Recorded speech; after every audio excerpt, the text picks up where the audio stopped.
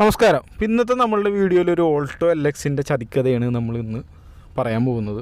അപ്പോൾ എൻ്റെ ഒരു സുഹൃത്ത് കഴിഞ്ഞ ദിവസം പോയിട്ട് എടുത്തുകൊണ്ട് വന്നൊരു വണ്ടിയാണ്. അപ്പോൾ വരുന്ന വഴിക്കാണ് എൻ്റെ സുഹൃത്തിനെ കാണാൻ വേണ്ടി അവർ ഓഫീസിൽ വരുന്നത്. അപ്പോൾ ഞാൻ ഈ ഒരു വണ്ടി കണ്ടപ്പോൾ ജസ്റ്റ് ഒന്ന് ഡ്രൈവ് ചെയ്യാൻ വേണ്ടി എടുത്താണ്.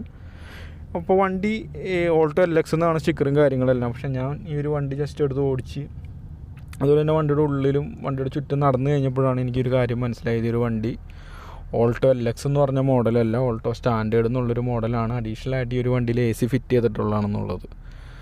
ഈ ഒരു നമ്മളുടെ ഒരു എന്താ പറയുക, ഫ്യൂവൽ ലിറ്റിൻ്റെ മുകളിലൊരു ലോക്ക് വരുന്നത് കണ്ട. സ്റ്റാൻഡേർഡ് എന്ന് പറഞ്ഞൊരു മോഡലിന് മാത്രമാണ്, ഓൾട്ടോ സ്റ്റാൻഡേർഡ് എന്ന് പറഞ്ഞ മോഡലിന് മാത്രമാണ് ആ ഒരു ലോക്കും കാര്യങ്ങളൊക്കെ വരുന്നത്.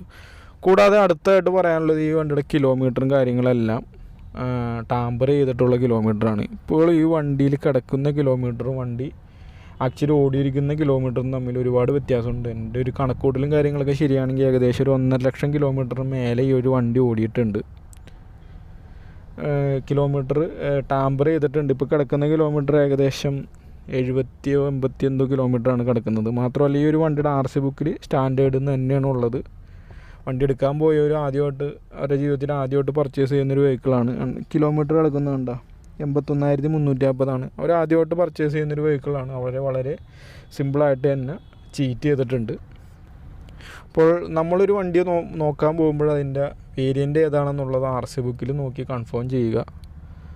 അതുപോലെ തന്നെ വാഹനത്തെപ്പറ്റി അറിവുള്ള ഒരാളെ എപ്പോഴും നമ്മൾ കൂടെ കൊണ്ടുപോവുക. അപ്പോൾ ഇത്രയും കാര്യങ്ങളാണ് ഈ ഒരു വീഡിയോയിൽ ഷെയർ ചെയ്യാനുള്ളത്. അപ്പോൾ എല്ലാവരും ഒന്ന് മാക്സിമം സപ്പോർട്ട് ചെയ്യുക. പുതിയൊരു വാഹനത്തിൻ്റെ വിശേഷങ്ങളുമായി നമുക്ക് വീണ്ടും കാണാം. അതുവരെ എല്ലാവർക്കും നന്ദി, നമസ്കാരം.